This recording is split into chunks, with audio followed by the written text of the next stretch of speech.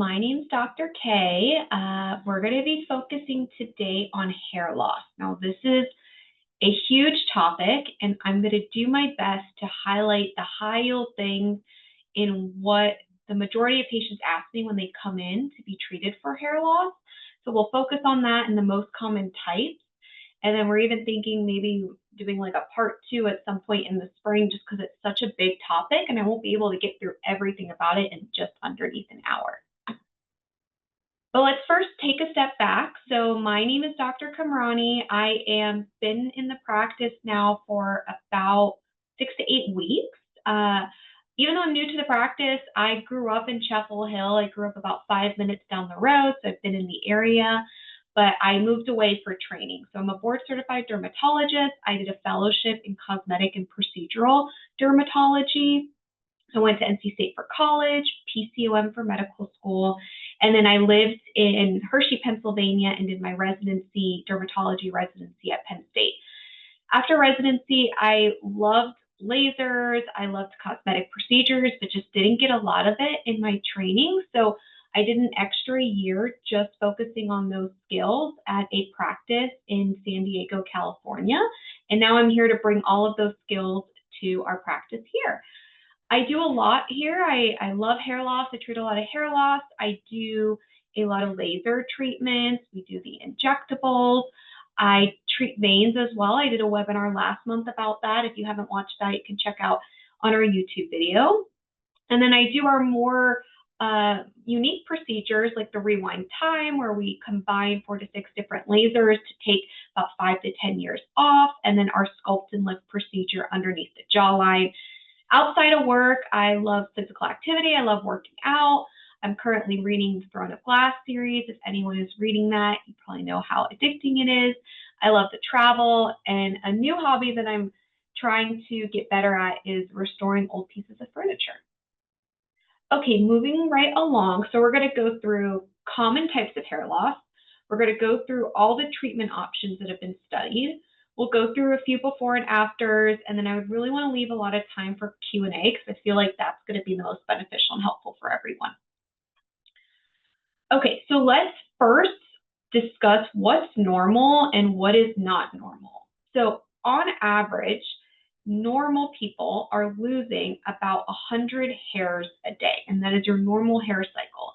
Now, what does that look like? Like, I don't expect anyone to ever count how many hairs they're losing a day, but this study did. So they took photos of people that lost amounts of hair, and this is for someone who's got short hair. This is an idea of what 100 hairs look like.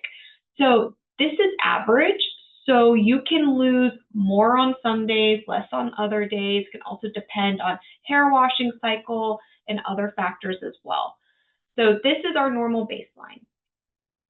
Abnormal hair shedding is more than 100 days. So this is the same study, and this is someone that lost 400 hairs a day. So this is when things are a little bit abnormal, and you should go see a board-certified dermatologist to help treat. Now let's go through what our hair is going through. So there are 3 cycles to the hair growth, and each hair disease and each medication focuses on a different area. So starting at the top, we call it our anagen phase. I just call this our growing phase. And this is the majority of our hair. 85 to 90% of our hair are in this growing phase. And this phase depends on the patient, but it can last anywhere from 3 to 5 to 8 years. So some people, if their anagen phase is 8 years, they're able to grow their hair really long. But some people, their anagen phase is only 3 years. So no matter what they do, their hair won't grow past a certain length. And that's not because anything is wrong. It's just that your hair has a shorter anagen phase. The hair on our eyebrows have really short anagen phases. That's why our eyebrow hair will never grow to the same length of our hair that's on our scalp, because the phase is so short. So after it grows, it hangs out in this catagen phase. A very low amount of hairs are in this phase. And then it goes to what is called telogen phase. So this is when our hair is resting. It's not growing, it's not shedding, it is just hanging out. And on average, about 10 to 15% of the hairs on the scalp are in this phase. And there's one condition where that percentage changes, so we'll talk a little bit about that. After the telogen phase, this is about 3 to 6 months, your hair sheds and then a new hair grows in and it starts the cycle all over again. So now that we've gone through a little bit of the science and the phases of the hair loss, there are so many different kinds of hair loss. There are textbooks written about how many different kinds of hair loss there are. I am going to focus on the top two here, telogen effluvium and androgenetic alopecia, because this is what we're typically seeing in the clinic. This is what's most common. But I want everyone to know that even though those two are the majority, there are so many different kinds of hair losses. So each one of them have different treatments. So a consultation evaluation is really important just to make sure you're not having a treatment or using things that might work for other types of hair losses when something might be better for your hair. There are hair losses that can be related to medication, hair losses related to traction, where there are very tight braids or tight ponytails that pull on the hair and end up causing hair loss. There's an autoimmune disease called alopecia areata where you get these circular bald patches, and that is treated differently than what I'm going to go through today. Okay, first we're going to talk about telogen effluvium. So telogen effluvium is the hair loss where you wake up one day and your hair is just shedding, and it just keeps shedding and shedding over months. So how does this happen? First, there is some sort of trigger. Everyone's trigger is different. The high yield triggers to think about is a surgery, anesthesia, you were really sick with high fevers, hormonal shifts, whether this is adding birth control, taking away birth control, crash dieting, so cutting out certain food groups, not eating enough calories, not eating enough protein. And then there are medications that are known to do this, like antidepressants, anti-seizure medications as well. So this trigger happens. I like to think of it as your body is under some form of stress, and it wants to preserve all of its energy into maintaining your body, and it doesn't really care about your hair. So it takes all the blood flow, all the energy away from growing the hair, and it converts those growing hairs, the anagen hairs, and tells them, okay, you're going to go into the telogen phase early because I don't want to give you energy to grow because I want to treat what else is going on from our trigger. So now instead of 10 to 15% of our hairs being in telogen, it shifts to 30 and even up to 50% of hairs in this phase. So you have your trigger, the hair shifts to telogen, you don't really notice anything. And then 3 months, 4 months later, that telogen phase starts to finish and the hairs begin to shed. And so they are shedding rapidly, faster than what is normal for you. And this shedding can last anywhere from 3 to 6 months. I've seen it up to a year even. And then once the shedding is done, assuming that that trigger is gone, whether it was a medication change, whether it was extreme weight loss and the weight has stabilized, whether it was an illness that has now been well maintained, the hair will start to grow back after a year. So this is the type of hair loss that we see when people come in with like clumps of hair, say it's coming out of the shower, it's coming out of the hairbrush. Last month I was fine, and then all of a sudden now I'm seeing so much hair. And postpartum hair shedding is part of this too. It's a subtype of the telogen effluvium.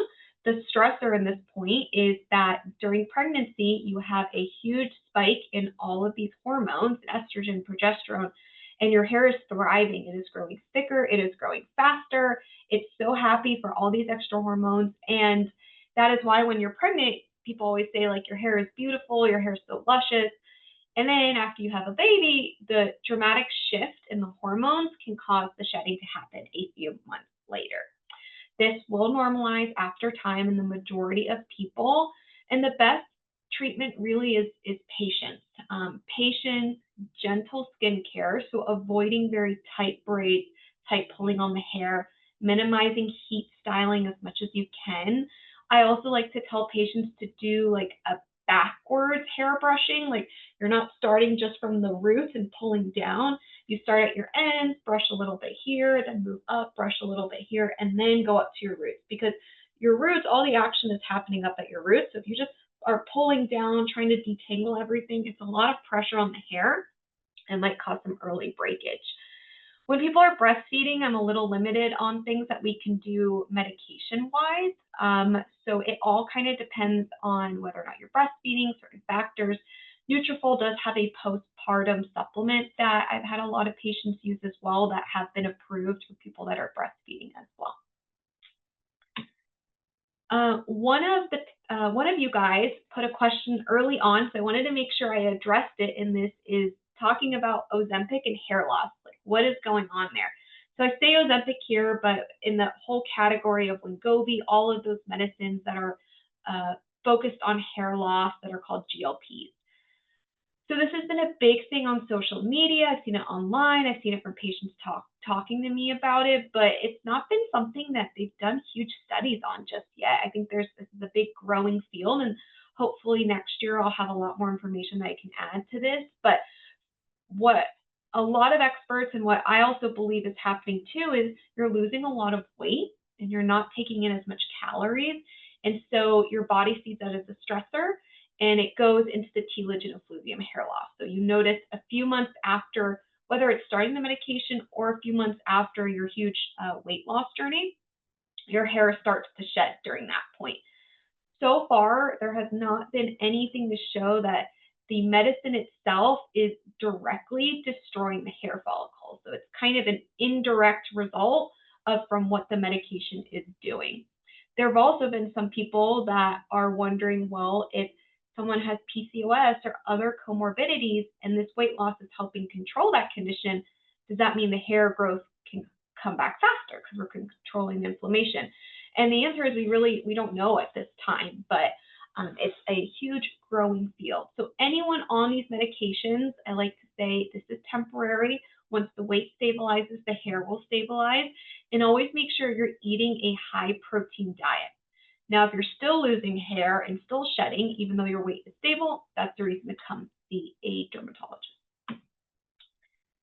So now let's focus on what the majority of people have. It's called androgenetic alopecia. I'm just going to call it female pattern hair loss or male pattern hair loss. And this is the type of hair loss that is face thinning, that happens over years. It happens in both men and women, but the pattern is a little bit different. And that's because the hair follicles themselves are a little bit more sensitive in different areas to hormones. So due to a number of reasons, genetics being the biggest thing, it can be your mom, it can be your dad, it can skip one generation, it can skip two generations.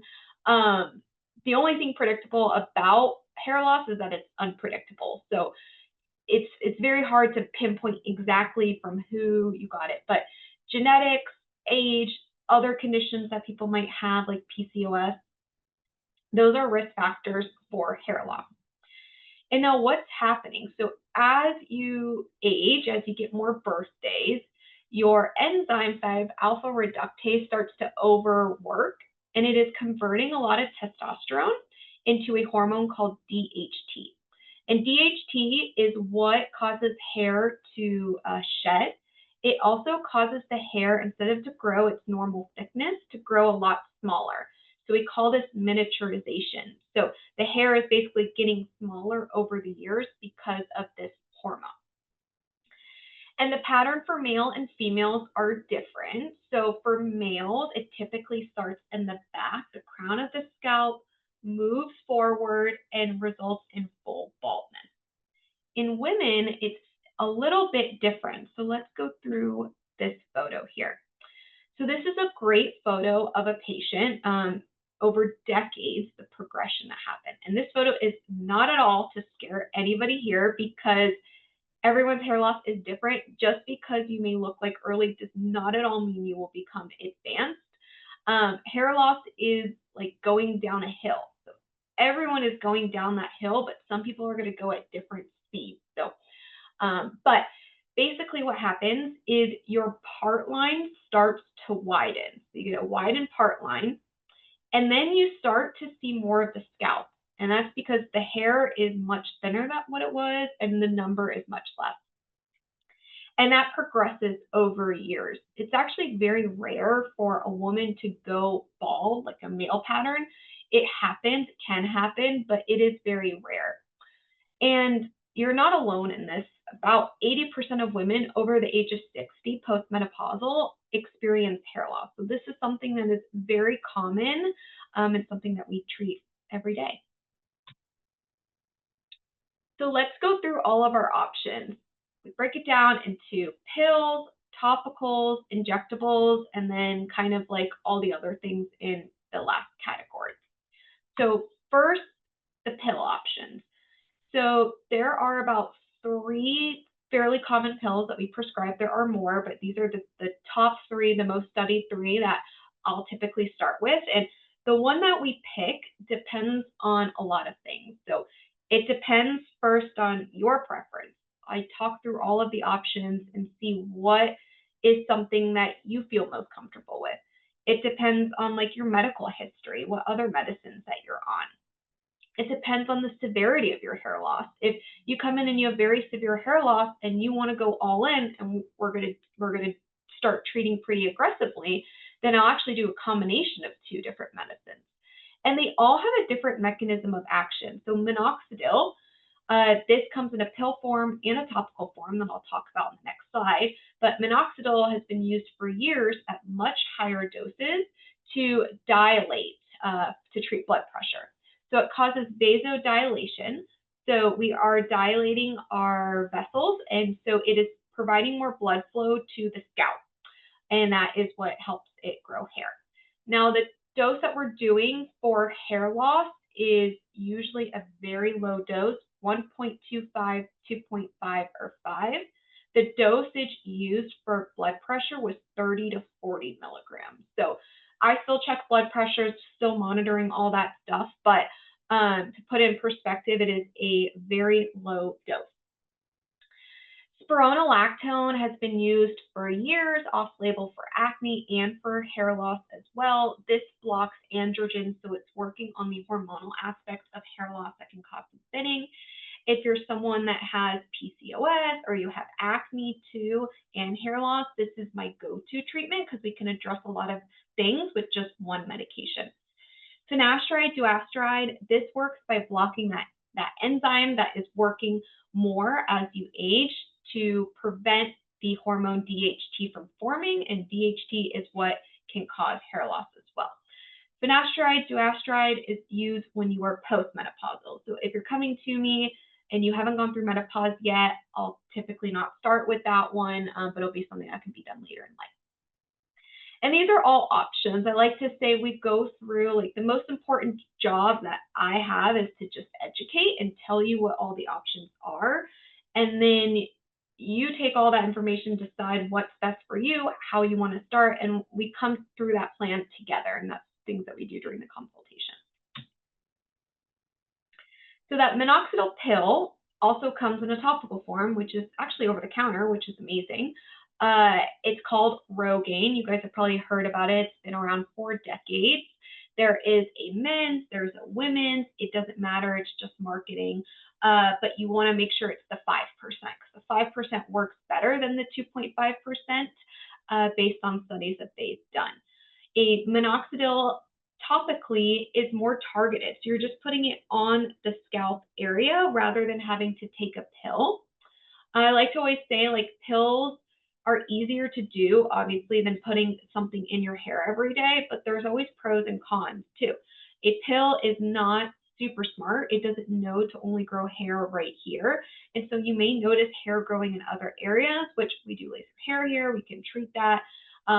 And that side effect is actually a good thing because it means that the medicine is working. And it's all reversible if you stop the medicine. When you start Rogaine or topical minoxidil, it takes about 3 to 6 months to start to work, and you'll see the peak results of it at 1 year. So it is a little bit of a commitment to do every single day. Anytime you start anything for hair, there is a possibility of shedding in the beginning. And the shedding is because we are needing to make room for these resting hairs, these telogen hairs, to fall out. So new hair in the anagen phase, the growing phase, can grow in. And that's really how minoxidil works. It provides blood flow to the area, so this anagen growing phase is much longer. So your hair is thicker, your hair is longer, and it's growing faster. It does all of those things very well, and then also helps stimulate hair growth. So it has a lot of different roles of what it can do. Once you start these treatments, I like to say it's kind of like your hair is like a garden. You know, you have to water it, you have to fertilize it. So if you stop doing that stuff, the hairs that you gain, the hairs that you grew while treating the garden are not going to be maintained. You will not lose more hair than what you had, but the hairs that grew because of medicine need the medicine, need the treatments to help stay there and to flourish. So PRP, platelet-rich plasma, is something we've been doing in the office for over a decade. A lot of our providers do this. Dr. Ishii, Corinne, Garrett, I'm not the only one. So we have a big team with PRP. But basically, what PRP is that we draw your blood in the office, we spin it down, and we take the top layer, which are all the growth factors, and we actually inject it directly into the scalp. So it's a very localized treatment. The growth factors, there's like 6 different types of growth factors that are in the PRP, and this does involve a series. So I like to do anywhere from 3 to 4, depending on the severity, depending on the response that we're getting, spread about a month apart. And then after we do that series, we do some maintenance treatment. So maintenance can be once every 6 months. Some people, if they're only doing PRP, they're not doing other medicines, I like to say that the maintenance is going to be a little bit more frequent. You're going to be seeing us a little bit more often versus if someone was on something else, and the maintenance can be a little bit more stable. And then here are some example photos of some patients that we've done in our clinic with PRP. So this is a patient after 4 treatments. And you can see she is having more fullness and thickness in the temple area, which is a common area that women notice hair loss. Similar patient, just with 3 treatments. So this patient had more mild hair loss, which is the perfect time to intervene. Starting earlier is so much better because it's very hard to grow hair from nothing. And really, if someone is completely bald, it is a discussion that we talk about, you know, what utility do these medicines have? But when someone is more of this mild to moderate hair thinning, this is the best time to intervene. We do this for males too. This is not just a female treatment. We do it for males all the time. Another example of a male patient, this is just after 1 treatment. Okay, all right. Red light therapy, everyone always asks about red light therapy. I like red light therapy for hair loss and for the scalp, but not every device is the same. If you go on Amazon, there are so many different devices. Like, I was even overwhelmed looking at them, and as a dermatologist, if I'm overwhelmed by trying to find one, I can't even imagine, you know, other people Googling and trying to find one. There are about 3 or 4 that are FDA cleared, meaning that they are safe and have been studied.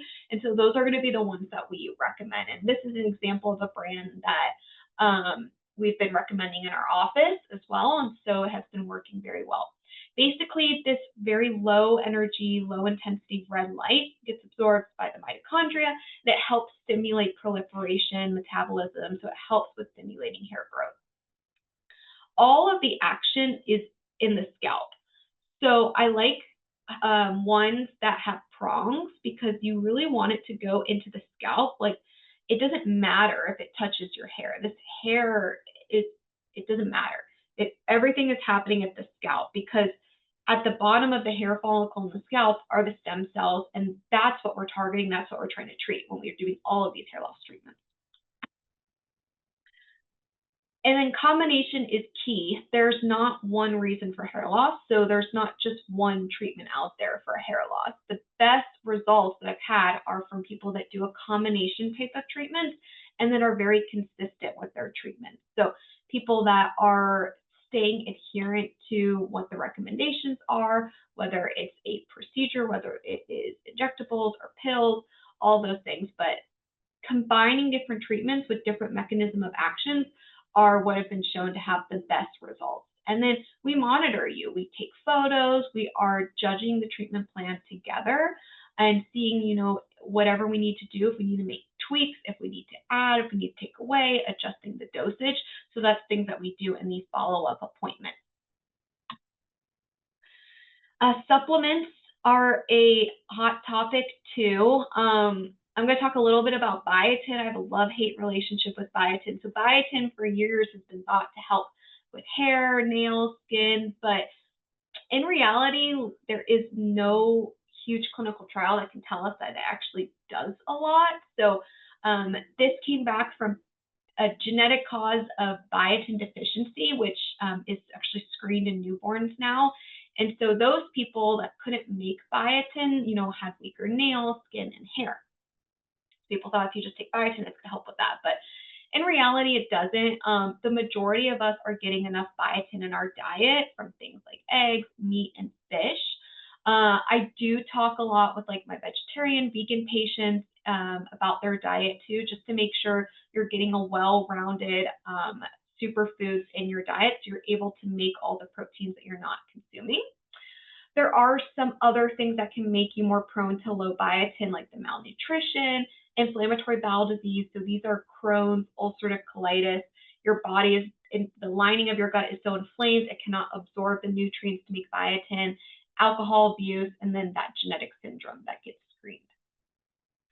And there's been some studies that have shown biotin, if you're taking it right before your blood work, can also affect your blood work. So it might make some changes in your thyroid levels that may not actually be true. It's not truly reflective of your thyroid levels. And also a blood test called troponin, which is what they use in the emergency room for checking for heart attacks. Biotin has been shown to interact with those levels as well. So I always say, if you love biotin, if you want to take it, I am never going to tell you not to take it, but maybe stop it 1 to 2 weeks before any blood work is done, just so you know you're getting a very true result, an accurate result. Nutrafol is a supplement. This was created by a dermatologist. They've done about 3 or 4, I can't remember the number off the top of my head, randomized clinical trials looking at hair loss. And they're really focusing on the supplements and minerals that have been shown to have efficacy. So saw palmetto is one of them, and kind of the active ingredient that is helping with this. And that has been shown to reduce that enzyme 5-alpha reductase.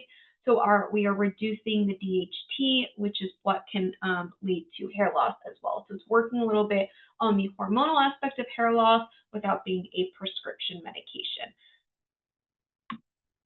And here's an example of a patient that solely did Nutrafol for 1 year. I like to say these supplements, they don't replace other medical therapies, but for the right patient, it might, and for the right patient, it can be an additive thing that we do. Our job is to just tell you all of the options, and then we kind of decide what is best for you, and then what are we going to add next time? What's going to be our plan for when we see you next? Because we always like to have a next step. Exosomes as well. This is really a hot topic right now. So what even is an exosome? An exosome is basically a lab-made vehicle. So it's like a car. It's taking something from somewhere and putting it somewhere else. So it doesn't really matter what an exosome is. It matters what's inside of it. It doesn't matter the car. It matters who are we bringing there, what's inside of the car. So the majority of exosomes, the ones that have been studied, have growth factors, peptides, things that are required for cellular signaling for growth, including hair growth. This can help with reducing inflammation, help with stimulating blood flow in the area. Currently at this time in the United States, only topical, so only applying it on the skin, on the scalp, is approved in the United States. In Europe or in other countries, they are injecting exosomes, but this is not legal in the United States, so do not let anyone inject exosomes in you just yet till there are a lot more regulations around it. Not every exosome company is made equally, so you want to use something that has been well studied. You want to use something that is medical grade. We carry what is called plated. This is an exosome product that was made at the Mayo Clinic, and this is delivers platelet-derived growth factors to help stimulate hair growth as well. And the reason why we're selective in what we use is because you want something that's been shown to work. You want something that's shown to be safe and that is consistent as well. The study they did for plated was 9 months. So you do need to do it for a while to start to see the improvement. But at 9 months, using it once a day in the areas where you're having hair loss could be beneficial. So these are all things that I like to add in addition to the more medical treatments. Okay, and then we're getting towards the end here, so we'll have plenty of time to go through some questions. Hair transplants. So every gender can get a hair transplant. This is not just for men. Females can get hair transplants too. And hair transplants are a great option for a lot of patients. Basically, what they do is they remove your own hair from the back of your scalp. So you have to make sure your hair on the back of your scalp, these are hairs that are not as hormonally sensitive, can be removed. They call it follicular unit extraction. Some people do it by hand, some people have a machine. They are removed and actually put in the areas where you have hair loss. It is a great treatment. We have a great hair transplant surgeon who's a dermatologist that we refer to if this is something that you're interested in or need. But I like to always tell people, I literally told a patient about this today, is that it doesn't replace medical therapy. So it's not like you go get a hair transplant and you're just like one and done. You still have the genetic predisposition to lose hair. You're still going to lose hair over time because we can't cure hair loss. We can just manage it. So all of these things that we do, whether it is pills, whether it's topicals or other things, like you still have to do that before and you still have to do it after the hair transplant. And really no good hair transplant surgeon is going to do a hair transplant without having a game plan for what is to come afterwards, whether they are managing it or they're referring back out to someone who does the medical management of hair loss. But there always has to be a plan, because if not, your genetics are going to take over and you're going to lose hair. And you might even lose hair around where it's transplanted. So then it looks thick, then thin, then thick. Or the hair that got transplanted here might not stay as thick or as luscious and grow as fast. So I always say it's like so important to know and to be educated about it, because people will wait and say, well, I'll just get a hair transplant when it's bad. But no, we should start something before. We don't want it to get bad. We don't want to wait till you need a lot of treatments and a lot of aggressive therapy, because it's so much easier to preserve than to grow. Okay, so what do we do here at Aesthetic Solutions? So basically the whole process beginning to end. So first, we just kind of review your hair loss journey. Everyone's story and journey is very different. So we love to just know, what motivated you to start treatment now? What motivated you to come in today? What is your medical history? What other meds are you on? What have you tried? What have you failed? How long did you try them? Did you have any reasons why you stopped them? I like to review labs. 15% of people, 15% of female pattern hair loss will have a lab abnormality, which could be low iron, vitamin D. Those are kind of the more common ones. Thyroid being another common one. But that means 85% of people don't have any issues with their labs. So the majority of people, it's not a lab thing, but I like to always offer it or discuss it or review labs that you've had done previously, because if you've had it done before, we don't need to repeat it. And then we have to confirm your diagnosis. And that is from the history, but also looking at your scalp area. If you wear a wig, it would be so helpful not to wear the wig that day that we're looking at you, just so we can get a good look at your scalp. I use what's called a dermatoscope, which is a magnified like handpiece that if you've ever been to a dermatologist, they likely use to look at your moles and things like that. That can give me a very magnified view of your scalp. Majority of people will not need a biopsy. If we're in between a couple different scenarios, or if it's more of those rarer hair losses, that like FFA, LPP, any sort of like scarring alopecia.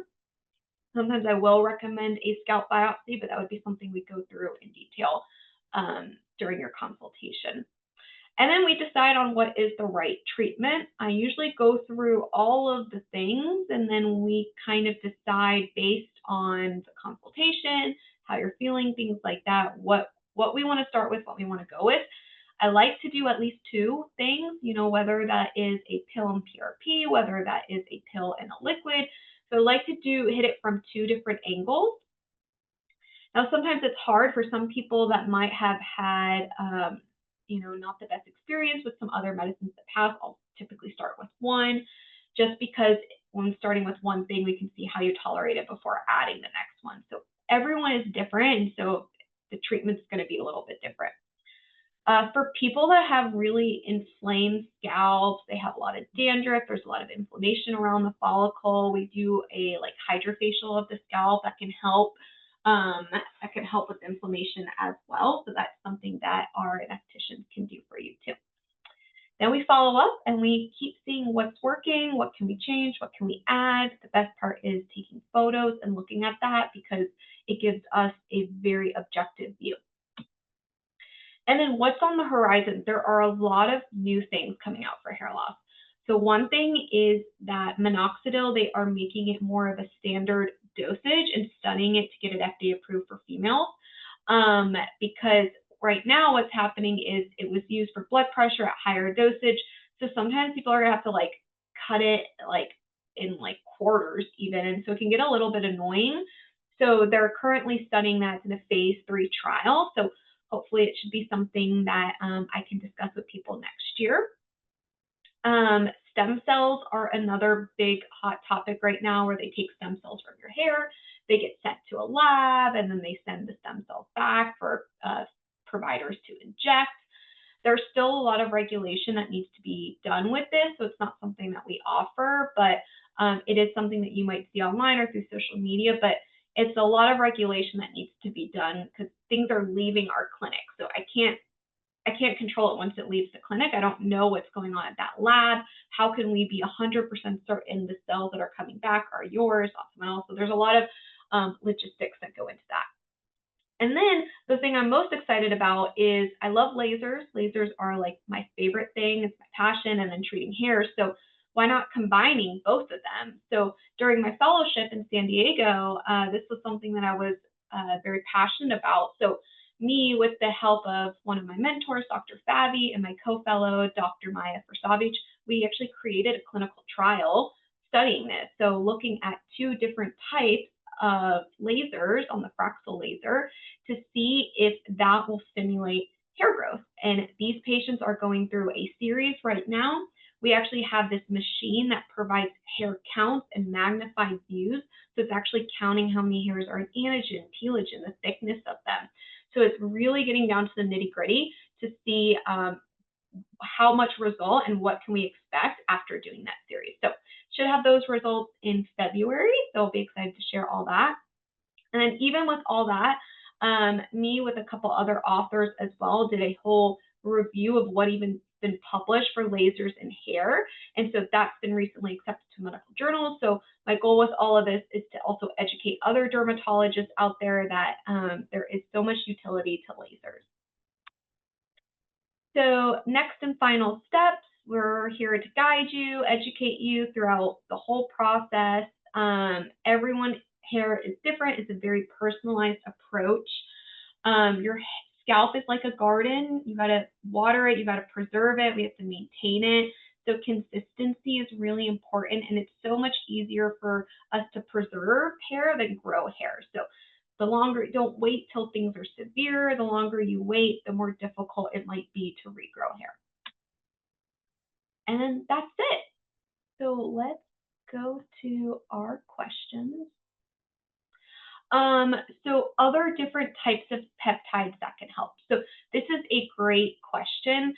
There have not been like these robust clinical trials saying like this works, this peptide works, this peptide doesn't work. It's all kind of, patients' experiences of things that it can help. I would not suggest that like these types of peptides would replace what's been studied and what's been shown to work in evidence-based trials. Another question, would love to know contraindications for hair treatments for those perimenopausal, so people that are on hormone replacement things. So this is a big topic, and it depends on a lot of things. Are you on it by mouth? Are you on it topically? Hormone replacement therapy actually helps with hair loss because the dramatic shift that happens with menopause, we are blunting it with the hormone replacement therapy. So it may change a little bit of the treatment options that we do. And then if you have an OBGYN that is managing this for you or a hormone expert, we're running everything through them too. So it's not just one physician making a decision. We run it through the whole team. Like for example, I had another patient this week. We wanted to start her on something, but we're going to run it through her primary care doctor because of this one other medicine that she's having. So we have our plan, but we're discussing and we're getting all the information from all the other doctors before moving forward. Taking finasteride with low dose oral minoxidil. This is a great question. We combine these two together all the time. So finasteride works by blocking that enzyme that converts testosterone to DHT. And minoxidil is a vasodilator. So it works by stimulating blood flow. So they have two mechanisms of action, and I prescribe both of them together all the time because they're working on two different ways. Minoxidil and spironolactone also work in two different ways. I have many patients that are on it together. Sometimes I lower the dose of one. I start with one and then add the second one later because they both may lower the blood pressure. So I don't like to add two medicines that may lower blood pressure together. A great question about PRP topically. Yes, that is something we do. We do a lot of microneedling with topical PRP. Injections to the under eye area, I think it depends on your provider.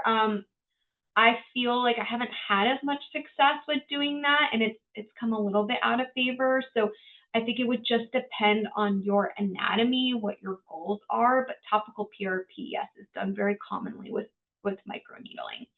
When we're doing it for the scalp, injections are better because the goal is to get all the way to where the stem cells are. And in order to do that, it does require an injection.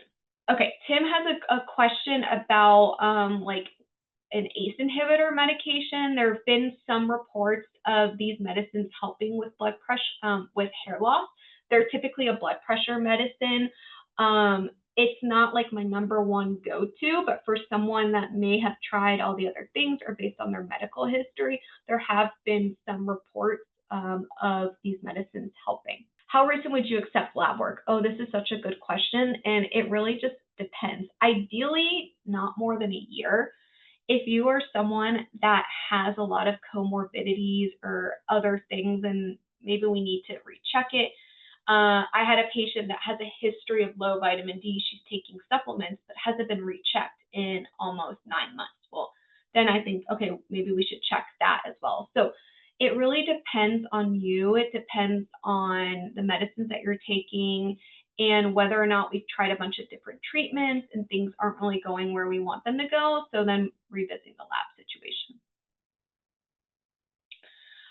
Planning on starting Accutane in December. I have some hair loss around my temples I'd like to address too.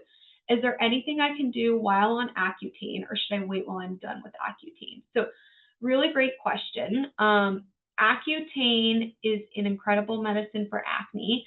It can cause a lot of dryness, and so it can cause dryness of the scalp. There have been some reports of people having some hair shedding with the medicine too, but it's not as common. I would say talk to your dermatologist who's prescribing you the Accutane. Topical minoxidil would be a good option to help address the temple area because it's very localized. You can put it right at the spot. It will not interfere with the Accutane in any way. And then that way you're doing something that can help with hair loss at the temple. Another option is, finishing your course of Accutane. It's usually about 6 months or so. And then seeing where you're at, we can always do something a little bit more globally. And then hair styling techniques. So this is such a big topic right now. So hair extensions. So hair extensions, you want to be careful. First, two things. First, how hard are they pulling on your hair when they are doing it? You don't want tight tension, tight pulling on the hairs, because that over time can cause the tension on it can reduce blood flow to the hair follicles and then cause shedding. I've seen some extensions that have been done really well. I've seen some that are just not that great. And then also making sure they're not staying on your hair too long, or you're doing the upkeep that is necessary. It's very hard when you have very thin, brittle hair, and then you're adding the weight of an extension to it, and that can just lead to more breakage. So it's not necessarily causing hair loss in that it's going to affect the hairs that are growing in.